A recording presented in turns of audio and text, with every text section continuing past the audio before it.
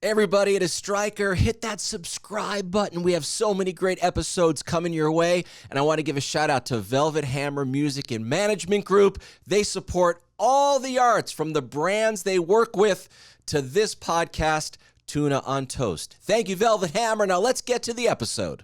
This is Tuna on Toast. You're my best friend. Kailee Morgue's about to be here. What I want to know from Kailee, does she like Mike Myers from Halloween or Ghostface from Scream better? Oh, there she is. Yeah! There she is. Coming in so fast. Good to see you. You too. Is this weird that you just drove randomly through hills in LA and now we're hanging out together? A little bit, yeah. The hills scare me. Like it's a maneuver, but you know, we're here. Yeah, it's very hot today, so let's. I have the air on for you. It's set to 62 degrees.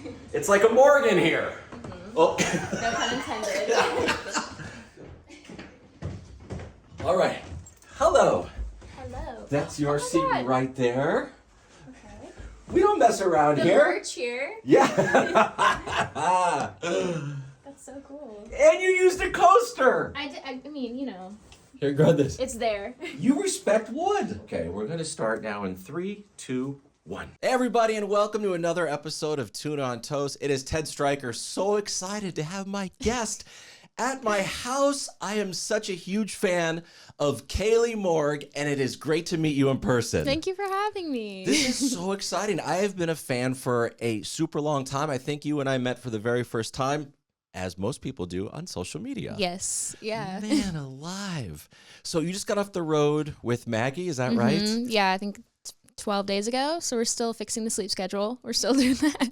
What was that like being on that particular tour? Because I don't imagine you guys were, or you were in a huge bus. Totally Yeah. It was, we were in a minivan. It was, it was definitely balling on a budget, but it was so fun because there's also something so, I guess just like intimate about that. Like we all are best friends. The crew is incredible. Everyone on Maggie's crew, we're all best friends now too. So it was just incredible. And also the fans, it was just kind of a natural crossover. So like all the fans, it seemed like, even though the shows were already sold out, which was just already amazing to be part of that, like they really took me in with open arms. So it's just really cool. And obviously like watching her set every night, she's just an incredible performer. And it was really like inspiring to see that and want to be there one day, headlining those shows. Right. Did it feel like every single night that you got to perform, there was an opportunity for you to win somebody over and then they go buy your merch and listen to your music and that sort of thing? Yeah, I mean, that's the grind of being an opener. It's like, I know going into this, there's like some people in the crowd that are there for me and the majority like don't know who I am. They're just waiting for Maggie. So like I view it as kind of this challenge almost, and I'm very talkative on stage. I make jokes. I have a different approach to it because I'm like, why not be candid? Why not be kind of like funny? Also just because I don't know how to be this like untouchable pop star. So I'm very awkward and me on stage, and I think it translated well. It seemed like it did. So I was like, hopefully, I walk away with some fans because that's the whole point. And it seems like from my vantage point, and I've been following you and know almost all of your songs very, very well, that you mentally want and professionally want to be on a path. Mm-hmm. And there's not going to be people out there telling you to go off that particular path. I think, I take criticism for sure, because I know I'm one of those people that loves having room to grow and having room to try new things. And like, I mean, as we've seen, I genre bend, I do a lot of different stuff. My hair changes constantly. Right. I'm like, nothing's off limits, but I definitely don't let anything get in the way of like what I want to do. And, just kind of having crazy ideas, and that also just comes with having a great crew behind the scenes that is like, cool, you want to have this impulsive decision at 2 a.m. Let's figure that out. So it's just been, it's fun. I like it. It's always unpredictable. The song Down with the Ship, which I really like. I think that's in my top 3 favorite songs. Oh my God. I love how you talk about how like you're going off the rails, but then these people are like, it's okay because you're going bananas. It's going to help all of the record sales. I know, yeah. And then you're like, F it, let's light the match. Come on, let's do this thing right here. I was actually surprised you brought that up because it wasn't a single. Like it was just an album cut moment. But yeah, that was definitely like, I was wondering if people, because I don't enunciate super well. So I was like, I hope people hear that line, because I love that it's like, there's part of being an artist that's, if you're mentally unwell, there's a way of like, it's like, this is kind of cool though. Like I'm totally off my rocker right now. And it's like I don't try to hide it at all. I'm just kind of very open about it. Like I'll tweet stuff like I'm just crying because someone forgot my cheeseburger at McDonald's. Right. So like Right, I'm exactly. very like open about it, and I love that. So Girl Next Door is your first full-length album. It's been out for quite a few months, and I want to know all about the process of getting there. But is it cool if we rewind in your life a little bit? Yeah. Where do you come from? There's a song called Arizona on your album. Are you from Arizona? yes, I am. I'm from Phoenix. I mean, I was trying to go on a tangent there, but Phoenix is kind of just Phoenix. There's like nothing really out there. But I do think that's why I'm very creative. I think it kind of like births a lot of creatives there because there's nothing happening. So a lot of my friends made music. A lot of my friends were artists and stuff when I was growing up, just because the city's very small and it seems like it's very populated and there's a lot of stuff to do, but there's just not. It's boring. So I think we all kind of turned to music and other things to just kind of like entertain ourselves. But Right. I loved it. I think in retrospect, like I loved Phoenix growing up. And that's where you went to junior high and high school? Yeah, I was there literally until I got signed. I was born and raised within like the same 2-mile radius. I mean, the only thing is it's hot, really, really hot there. But I mean, I don't know. I liked it. I think whenever I go home now, I have a different appreciation for it for sure. It's easy to say, oh, there's not a lot to do, let's all make music. But it's difficult to actually do it and stick to it because people will do it for like a year and be like, I'm done. Yeah. What do you think it is about you mentally and creatively that you stick with this and you're on a perfect trajectory, I believe? It's not like, here I am, and then 1 week later, I'm 10 out of 10 A+ celebrity. Like, you're on a nice upward climb Oh, right yeah. now. I really, really am a strong believer in artist development. So, I mean, now, like, that's definitely where I'm at. But I think as a kid, though, I always thought that, like, everybody around me was constantly thinking about music, constantly thinking about writing. So for me, when I was in high school and, like, now I'm making songs with my friends, to me, that was just, like, the next step. I think people that viewed it as a hobby maybe didn't always think about it. But since I was 5 or 6, kind of going to first starting writing songs when I was 8, like, it was always a part of my life. So I just didn't know any different, and I didn't know how to be without it. So I think that's why, like, even if I, took a break from it or I had writer's block, like, I always came back to it because I didn't know any different. And I, like, got my first guitar when I was 10. Every single person on my dad's side knows how to play guitar. It's like, you have to. Yeah. So, yeah. And who gave you that guitar? Your dad? My dad, yeah. And he was like, I'm not going to teach you because you're not going to listen to me. I'm your dad. But so he put me in lessons, and I'm still not like that great, but it was just kind of a rite of passage. If you're on that side of the family, you have to have a guitar and, like, be able to play around, the campfire. So it was just, it was always part of my life. So I couldn't not do it. And then it kind of evolved into making music with my friends in high school. My first song ever was produced by this dude that worked with me at Jack in the Box. So it was just, it was an evolution, but I really do believe in that kind of slow build. And I didn't want to be this, like, thing that, amassed a huge following and kind of blew up, because I just like the longevity of what I'm doing and this following that's been there and seen it from the beginning. Right. Medusa was 2018, I believe. What year was Jack in the Box? 2017. 2017 is Jack in the Box. Yeah. Holy mackerel. Okay, I have 10,000 questions, not about Jack in the Box. Okay. When your dad gives you the guitar and says, I'm not going to teach you because you're not going to listen to me, he got you lessons. What was the first song that you learned, and was it the song you wanted to learn? Yes, actually, so before I did lessons, like the day I got the guitar, I was like, okay, I'm not going to obviously go do lessons on, I think it was Christmas Day. Right. So I learned Saw Red by Sublime. Oh, and with the Gwen Stefani in there? I mean, I did the acoustic version because the Gwen Stefani one is just, it's insane. Right. But that and Eleanor Rigby by the Beatles, those were my first 2 songs. And then it evolved into, like, Love Story by Taylor Swift, like some of that stuff, because I was naturally, I was a little girl, but I grew up with that music, so it was just meant a lot to me to, like, do something that which music? The Taylor Swift, the Sublime, Gwen? All of it. All of it. All okay. of it. Yeah, the Beatles are my dad's favorite band, so, like, that was kind of just what I grew up around. Sublime, Red Hot Chili Peppers, no doubt. So that was just, like, around me constantly, and then eventually, like, I got into boy bands and Taylor Swift and all that stuff.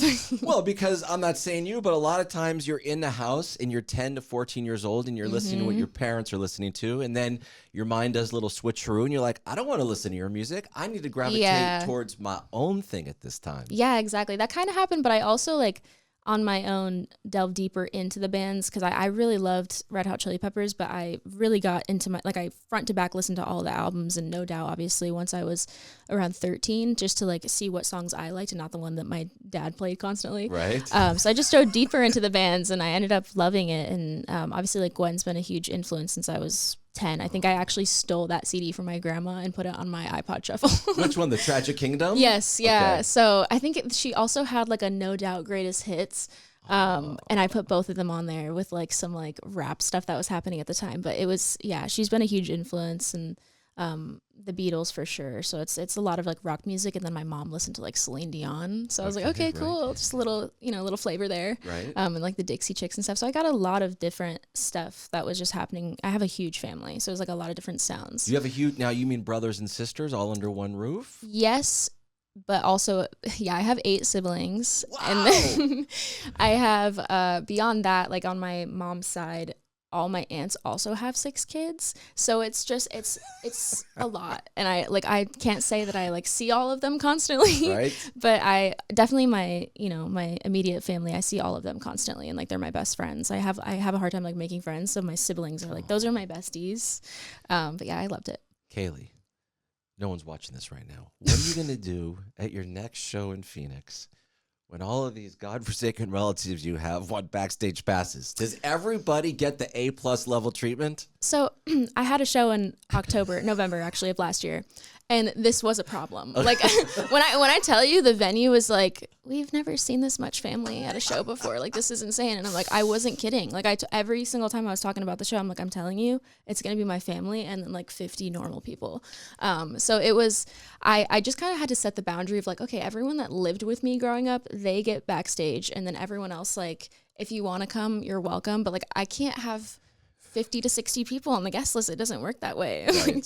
So it was a lot, but it was really comforting though, because when I was actually performing, shout out to the Rebel Lounge, when I was performing on the side stage, it was all my family. So like I got to kind of see all these fans that were waiting at barricade, and then turn to my left and see my dad and my brother and my mom and my little nephew that had little headphones on because he's 6. So it's just so cool. It was really cool. It was comforting. Has it been hard at all to be your true authentic self, as crazy as maybe you could be, and I mean that in a good way, with your family eyeballing you? Yes. I have a lot of family that is so supportive, and like my stepdad is my biggest fan. He texts me literally anytime I'm doing anything. He's like, good luck, you're gonna do great, your show's gonna be awesome. And I do have some family that's kind of like, okay, like, when are you gonna go to college, when are you gonna do this? And I'm like, I kind of just have to stick to my guns. I'm on my own path. Like, it's also, I think Phoenix sometimes, I'm not sure like how it seems from the outside looking in. It's kind of a small town vibes. Like, everyone's kind of married and has kids by the time they're 25. And I'm like, I'm approaching 25, and I'm like, no, I'm still going. Like, I'm still, running full speed. End doing of my this life, thing. your song. Yeah. You mentioned that. Oh my God, Yeah. in my 20s, I'm going to be dead. My friends are getting married. Literally. Oh my God, yeah. yes. There you go. So it's just like, it's kind of this pressure of like seeing everyone else do that, and just having to remind myself like, okay, cool. Like, I will have that eventually, but that's not my path. And I have to give myself to this thing, no matter like who's telling me, you need to have a backup plan, or you need to do this, because if I don't 100% give myself to music, it's like, I'll definitely one day be like, okay, well, I didn't fully try and I didn't fully give it my all. So I just have to kind of like let that be that. Good. But for the most part, my family's very supportive. That's awesome. They love me, and they're a huge reason that I was even able to move to LA and pursue it. So I disagree with the following statement so much when parents or relatives say to their kid, we'll give you 1 year. No. Give 25 years. If you can't do it in 25 years, then you can go back. And I'm not messing around. I'm serious about that. Because a lot of times, and I've seen it with my own eyes over the last 25 years in this business, I've seen so many talented people, and then they're done because they didn't put in the effort anymore. Yeah. And those that continue to put in the effort, they're still doing it to like really or like you said, good-sized they'll give it audiences. like 3 years, and they're like, okay, well, like I did my thing. And I'm like, no, you didn't. Like, I think actually it's so funny. No Doubt has been like an example for me for that, because I think it took them 6 years to like get to their, I think like they got something in the, I don't know what it was, some sort of statistic, like it was the top 10 or something like that, but it took them 6 years to do that. And they were almost dropped from their record label because Tragic Kingdom was not even, that was not their debut album. They had this other one out there, Yeah. and the record label and their manager, they were like, what are we going to do with this Yep. band? And same with Lady Gaga. Like, there's a lot of people Right. that get dropped. They'll go to 2 to 3 different labels. And I don't think that everyone knows that it takes years. Like, even Dua Lipa, I don't think people know she was around for a bit before she was Dua Lipa. You know what I mean? Like, it's really inspiring, though, to see that. And also people that aren't, like, I think it's so cool to see girls that are 16, 17 blowing up. But it's also really cool to see people that are, like, 35 getting their number one hit. You know what I mean? Because it's just, there's no right time and no wrong time. Like, it's all kind of just whatever works for you as a person, whatever stage of life you're in, that you're making art that connects with people in a certain way. So I'm very much on the, the development train, where I'm just like, I would rather do this and like kind of evolve into something and have people be there from the beginning when nothing was happening.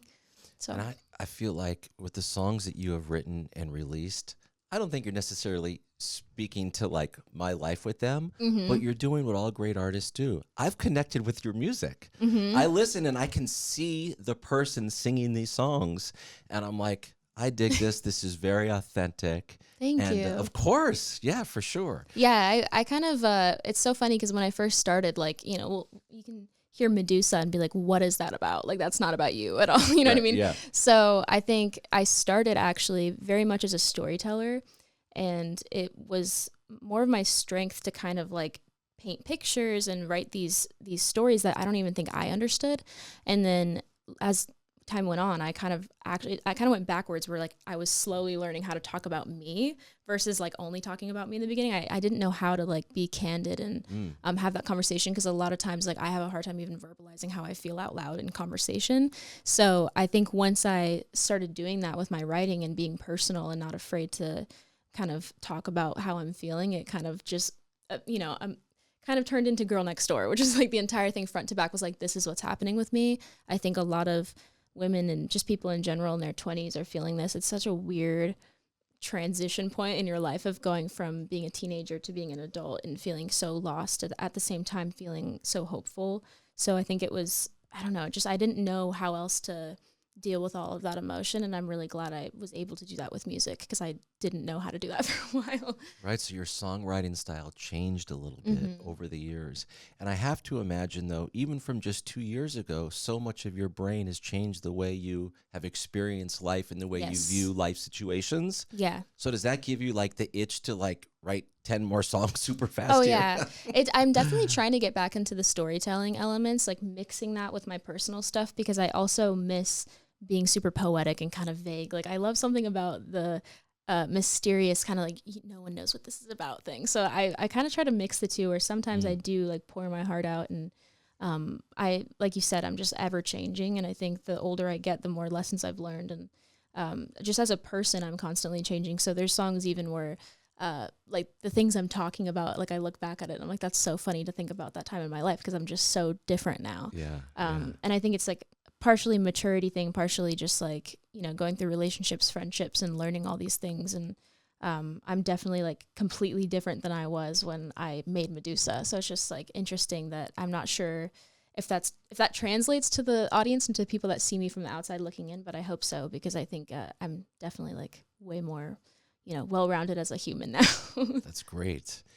So what was the moment or moments in 2016, 2017, 2018 that got you from working in Jack in the Box to then you went from there and moved to LA, right? Yeah. So what were some of those things that were going on then? So that was right kind of I was a senior in high school, and I started posting covers and stuff like that. I don't know like what I thought was going to happen. I was just like, why not? YouTube was there was no like virality really. It was kind of like maybe something will have a moment on YouTube, but there wasn't TikTok. There wasn't any easy way of getting your name out there. And obviously being in Phoenix, in this little area of Phoenix where it's like, I have no connections. I have nobody that I know that I can kind of send music to. I don't have any idea how to do that. I'm 17 years old. So I started just posting covers, and then I started posting covers of rap songs, and it was like I would play them on piano and do these renditions that were kind of just interesting, and those started kind of having a moment on Twitter, which of all places, which is kind of interesting. Right. So I remember like I did like a Gucci Mane one, a Chief Keef one, and then I did a Post Malone one, and he saw that and retweeted it. So it was like, okay, cool. Yes. So that kind of started like gaining some steam, and then I I was literally looking up YouTube beats because I didn't, I don't know that many producers, and I found the Medusa one. So I was just kind of like messing around, and I think I had like 16,000 followers on Twitter. So I was like, okay, whatever. Like, that's a pretty good. It's pretty good. Number. Like, I was like, whatever. That's a little start. So I posted Medusa and was just like, just messing around with this. Like, I don't know what it is, because I honestly didn't really even understand like the structure of pop songs and like how to write. I just kind of was, just bullshitting and like, oh, whatever. So I put that on Twitter, and then that got, I think, like 250,000 likes in 48 hours. God. So that happened. And then like through that, I met a manager that led me to my manager, then led me to like, hey, you should come to LA and like, let's start talking to people. So it was just really very, very quick. So that's scary though. I think it was when whether you're 18 or 28 and you're in a different city and a manager is saying, hey, come out to Los Angeles. Fly out here. So, okay, first question. Were your folks, your dad, was everyone straight away cool? Go do it? My mom came with me. My mom is like, mom is my best friend. So she was just like, I mean, obviously I just turned 18, I think, when that happened. So it was very crucial for her to be involved and just like come with me, obviously, because some random man is like, fly to LA and meet me. So right. Yeah, but it was so cool though, because it was just it. I mean, now obviously I live in LA and I love it out here, but like at the time I'd only been to LA a handful of times, so they had us like staying on the Hollywood Strip, like they had us they had us like up, it was just very interesting. I was like, whoa, this is very jarring to me, and I feel like I wasn't fully ready for all of that, because I was like, oh my God. But it was scary, but it was really cool, and it's a part of my life that I'd like to look back on, just because I feel like I was very, I don't know, everything was just like glorious and beautiful and crazy to me. And then I got signed a year later, and we just like rolled with this EP that kind of fell into place, and it was just really cool to like go from literally making songs in my friend's closet to making songs in Here in actual your bedroom. Is that working once you moved to LA? So Here in Your Bedroom was like 2 or 3 years after I lived in LA. I think it was 2 years after I moved here. And that one was more of like, I think that was right before COVID hit. So I was kind of like going through a lot of stuff. I had a lot of life stuff that was happening to me around then, like breakups, and I lost someone really close to me. And I just was kind of, that was the turning point of learning how to write from a really personal place. Cause I literally couldn't do anything else. Like I was like, I need to talk about this in music, because I was just in a very, very bad place mentally. But I love that EP because of that time in my life, because getting through that made me so much more resilient and strong. And now I'm like, okay, that was such a rough year of my life that like this, I can pretty much do anything now. So the music, I don't know, is 80% therapy for you? 70%, 100% therapy, your songs? Yeah. I think, whether sometimes it's almost too honestly. I'm like, I don't know if I can release this. Right. But sometimes like that's the point. Sometimes I do make songs that I'm like, this isn't really for anyone. This is for me. And I do have like, when I tell you I have at least 100 songs that aren't out. And like, some of them I'm like, maybe I'll put this out one day or rework it, reproduce it. But a lot of them are just for me. And I think that's what makes music so special to me, because I think it's really hard to keep that feeling when it becomes your job, because it's like, okay, I'm making music for other people. I'm trying to appease people. I'm trying to make something that's going to be a hit. And I always come from a place where I'm making it for me. Good. I'm just like so happy that I haven't lost that yet. So you just got off this sold out tour with Maggie Lindemann, but you do mention in a song that like, being a celebrity and doing all this, I'm paraphrasing, it looks so easy when you're just watching on TV. You just show up and everyone pays you, and you have 5 million followers on Instagram. So have you found the journey to be, I'm not saying fun or not fun, but challenging? Yeah, I think also for some people, I find it so interesting the more artists I meet. Like some people I've met, it's just like they get on stage and they're a rock star, and it's like so easy. It seems like they have this thing just locked down, and it's easy to them. And I'm one of those people where I started making music because, like we were talking about, it's very personal to me, and I'm actually very introverted. I think a lot of artists are, but I'm very, very introverted. I'm very antisocial. Like everyone on my crew, like they know, like sometimes I'll just disappear and I'm like, don't talk to me. Like I'm going to be gone for 2 days. But it was definitely a learning curve for me to be comfortable being seen a lot. And I'm not like, by no means am I like a celebrity, but I think even just having to be present on social media as an artist in this age, like it's very difficult because you have to kind of pick and choose, like, how do I want to be seen? What do I want to share and what do I want to keep for myself? And that was very challenging for me for a while because like I said, I don't like being too personal, but I also want people to see me, and I don't want to be somebody that's just like showing this perfect version of my life that isn't real. So for me, it was just finding the middle ground between being myself and having boundaries there, and not putting on this front of like everything being perfect and so fun all the time, because it's not. Right. So, but I love sharing the good moments with the fans too. Like when we do have these wins, like this song being in Scream, like I feel like because I'm so candid on social media, I had the most amazing feedback from that, because we're like, oh my God, we know you so well. Like we know how much this means to you. So it's just, I love that. And I think like I'm also just fortunate to have fans that they're all friends. Like I actually talk to a lot of them on a regular basis, and it feels like not so much like these people that are idolizing me, and more like these people that are in this family, the circle with me. That is so yeah, it's like I said earlier, I feel connected to your music. And now you with this, listen, it may feel, you're saying it's this big, but if it can be huge, when it's huge, it still feels small. And that is so important. Okay. In my head, Mike Shinoda, the Scream soundtrack. This song is like top 12 or top 13. I'm playing it on my radio show all the time. Okay, here we go. Mike Shinoda's been on Tuna on Toast, by the way. He's been right in that chair. Okay. Who called who to get this song going? So Mike texted me. It's actually so funny because I changed my phone number last year, and he's like messaged me on Instagram like, hey, I've been trying to reach you about this thing. And I'm like, dude, like in retrospect, I'm like, I'm so glad that he like went that extra step, because he could have just been like, okay, like did she like change her number or whatever? I'll just ask someone else.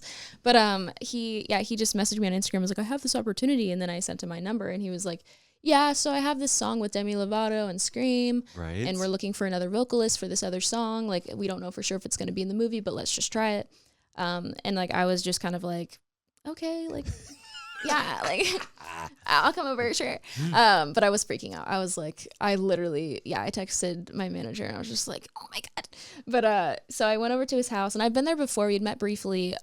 He does a really good job of kind of keeping up with what people like that are, as far as like up and coming artists. He does research a lot to see like what's happening in the scene, what people think is cool. And like, I just really love that he does that, because I think, I don't know, there's a lot of like really big artists and people that wouldn't put that effort in. So for him to put me on the song versus someone that like would have, been bigger than me, or just like a better fit as far as, following, like, it was just cool that he knew I had done Scream inspired stuff and like really wanted me for it. So, but anyway, so yeah, I went to his house, we did the vocals. He literally made me scream for like, I mean, no pun intended, but for so long. And he was just like, just go for it. Like we were just doing vocals for so long, I almost lost my voice. And it was just, it was really cool. So he's giving you direction when you're doing the song. Yeah. Is that hard to take direction or easy to take direction? Well, it's easy for me. I'm not sure how everyone does vocals, but I was in choir for years.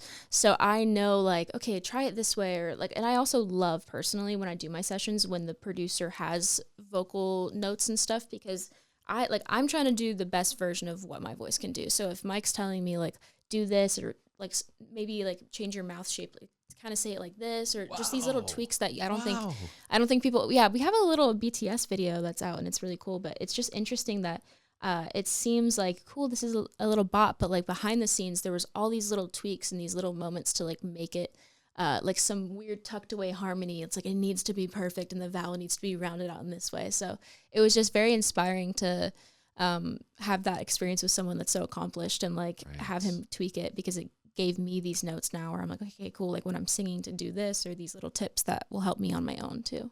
And the movie is huge, and your song's right there in the beginning I know. of it, and there you are. I Oh had my no God. idea too. Like I remember asking, I was like, okay, so it's in the beginning, but like, is it just like the instrumental? Like as like you know, I sing the hook mainly. So I was like, okay, Yes. like what part of the song is it? I don't know what to expect. So I just went to this little streaming. We did this little event with for the Linkin Park fans and some of my fans, and that was the first time I'd seen it, which was also just cool to be with all the fans seeing it for the first time. Oh, I saw that footage. Yeah, it was that really cool. fun. Yeah. And so I didn't know what to expect. And then literally like the opening scene happens, iconic, which by the way, there could not be a more perfect movie to be in the beginning of, have a song in the beginning of the movie. Right. And then like, obviously after when the Scream logo comes on, it's me singing in my head. So I was like I was literally in my chair, like I can't breathe. So I didn't know that it was gonna be there. So I was just like, I almost forgot because that opening sequence is so compelling. Like, I almost forgot I was watching this movie that my voice is gonna be, and so I heard my voice on that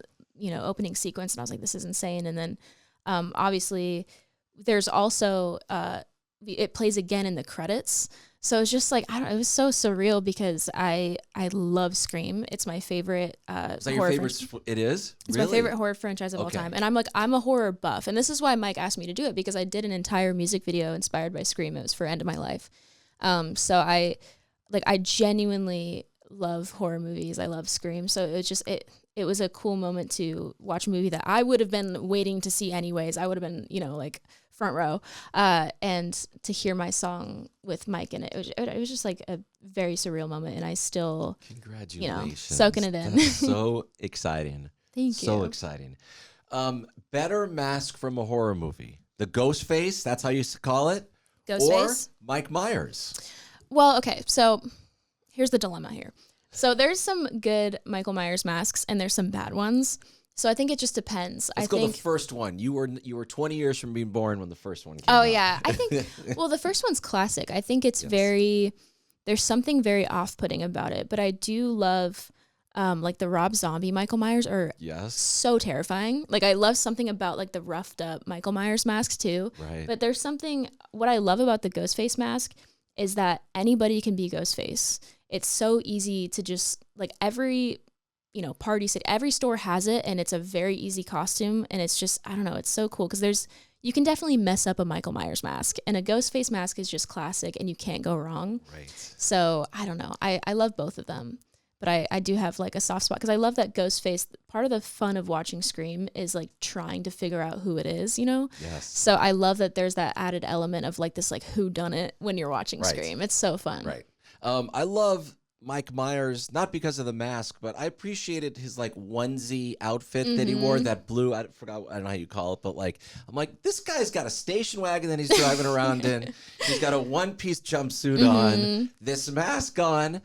I mean, I would maybe date him back then. Very strong. He would protect me. I was going to say, he's like tall, he's built. Yeah, I mean, all that's right there. He's for brooding. Me. Yeah.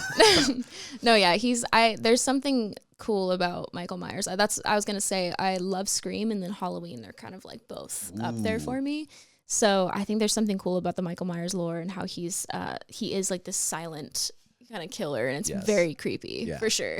Have you ever seen any of the Friday the 13th movies? Yes. Okay. Yeah. Friday the 13th to me is more of that kind of like guilty pleasure. Like it's so stupid that it's funny. Like, and I'm just like, I love it so much. I love the gore. I love, like, do you ever see Freddy versus Jason? Yes. Yes. So good. I love it. Yes. Because I love Nightmare on Elm Street also. Me too. I love how I just love comedy horror. So like, I think it's really interesting to blend those things where, and I love Evil Dead, which there's the new one out. I need to see that. But I really love horror. And I think there's like a lot of different niches of what makes certain movies cool, but I love all of it. So is Silence of the Lambs scary to you? Okay, confession, I haven't seen Silence of the Lambs. Okay, no problem. It's but you know what I also haven't seen is Texas Chainsaw Massacre. I need to see it. That's be right up your alley. I saw the new one, Lambs. and I didn't see the old one, so I have to see that. But I think there's something about those old movies, like I just like skipped over them and went straight to like 80s slashers going into 90s slashers, because I love slashers particularly.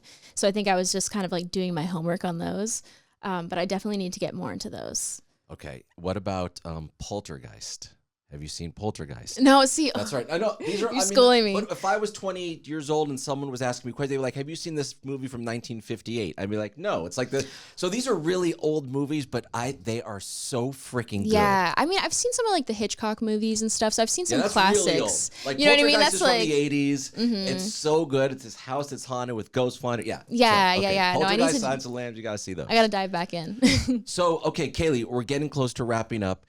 You get to choose the song from your album that I play on my radio show right now, out of order. Oh my God. You choose. It could be Good Day to Be My Dealer. It could be Arizona. It could be Queen Bee. It could be Down with the Show. Well, no, I'm not going to name all your songs. You know what songs you've made. What would sound good on the radio? I'm going to say Falling from the Sky with King Mala. That's I think that song I just feel so proud of. I think I also just am like a huge fan of King Mala. And I really love that kind of dark rock spooky vibe. And I think for people that like In My Head, like it's just a good song that's adjacent to that. Perfect. Last couple questions. What's your plan the next 4 weeks to 9 months professionally? Oh, we're working on new music. We're figuring out what the new project is. I have a lot of, like I was saying, I want to dive back into storytelling. I really want to do something that has a cool concept to it. I know with Girl Next Door, we did plenty of videos. We did a lot of stuff End of My Life was such a highlight for me of that album. I want to do more stuff like that. So we're definitely looking to do stuff that just has really great concepts and visuals because I'm really leaning into that part of my artistry as well. Yeah. So putting together whatever that new album is, talking about girlhood in a different way. And then obviously I want to do more shows. So I'm like, come fall, let's, I want to figure something out then. And we'll see what happens. We'll see. When you're doing live shows, what's on stage? Who's on stage with you? How many people? What's that like? So right now it's just me and my drummer, which she's cool. Badass. She's so talented. Obviously I want to have a full band and I think we're working towards that. So we'd definitely love to add. I also love the symmetry of like me and a drummer and a guitarist. So I want to definitely do that. We want to have I have this idea, this vision of once we're really up there, I want to build sets on stage. I want to make it an artistic experience. So I think, once we get there, it'll be pretty, more like a performance piece, a performance art thing than a show really. But, for now, yeah, it's me and my drummer Molly, and she's insane. Do you know who Bishop Briggs is? Mm-hmm. I think you and Bishop would do one song together, and it would be so. It's so funny because I saw her. I think it was Bumbershoot or Outside Lens. I don't remember which one. I saw her live, and I was just like, her voice is incredible. Also, sometimes I see certain people, and I'm like, I feel like we would be friends. And she gives me that vibe. I'm getting that vibe too. You guys would go into a room and 9 hours later you'd be like, here's a song for everybody. And you'd then be really, really great we'll friends definitely after that. we'll definitely have to see about that because I really do love her and I think she's very talented. Quickly, your favorite No Doubt songs when I say No Doubt. Oh, you know what? I did Sunday Morning. I did a cover of that for tour for a long time. Cool. I love that song. I have so many favorites. I really like I know songs more by the first chord will play and I know every single word. Do you know the song New? You're so new. Yeah, New. Oh my God. Ex-Girlfriend. Yep. Yeah. I like all of these. I really like it was my entire childhood. Oh, Suspension Without Suspense. That's what it's called. It's really, really good. Okay. All right. If you could collaborate with some people that you've never even met in your life and you're going to go into a studio, who do you got for me? Oh, dream vibes. I love Miley Cyrus. That's one of my favorite artists of all time. She's been my favorite artist since I was 9. Right. It was a huge reason I even did music. Really? Yeah, because that kind of era, when I was a little girl, to see Hannah Montana, I was like that. I want to be her, and then to see her evolve into Miley. Now, I think that last album she put out is just, we played that on tour all the time. She's just very, very talented, and I love her voice. A+ talent. I think she's just underrated as a vocalist. I think she has such a unique rock tone. It's really cool. I love her. Obviously Gwen, that's my queen. I saw her in Vegas, and I think she waved at me. So I'm like, I love Avril. I also I really love. Surprisingly, I love country. I don't know if a lot of people know this. I would love to work with Casey Musgraves, Kelsey Ballerini. I think that they're really awesome. I have so many people. I'm like, that's a great list right there. Yeah. That's a good list. All right. Well, listen, I really appreciate that you came over to the house. You didn't bring your mom. She felt safe enough to allow you to come over to my strange man's house and sit in his guest bedroom. Well, thank you for having me. Of course. Keep up the great work. Keep that eye of the tiger and the fire inside. And you got a lot of people that are cheering you on. Thanks. Thank you for being on. Thank you for having me. having me. All right, that's another episode of Tuna on Toast. Make sure to go listen to the album front to back, Girl Next Door. She is Kailee Morgue, and I'm Ted Stryker. Thanks for watching. Happy snuggles. Bye-bye. Hope you enjoyed. Now hit that subscribe button. And for more Tuna on Toast, listen wherever you get your podcasts.